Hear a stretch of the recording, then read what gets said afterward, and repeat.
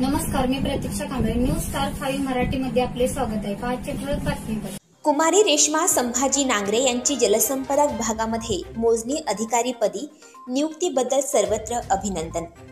कामेरी गावची कुमारी रेश्मा संभाजी नांगरे हिची जलसंपदा विभागामध्ये मोजणी अधिकारी म्हणून नियुक्ती झाल्याबद्दल दलित महासंघाचे पश्चिम महाराष्ट्र कार्याध्यक्ष माननीय शशिकांत नांगरे तसेच इतर मान्यवर यांच्या हस्ते पुष्पगुच्छ देऊन सत्कार करण्यात आला.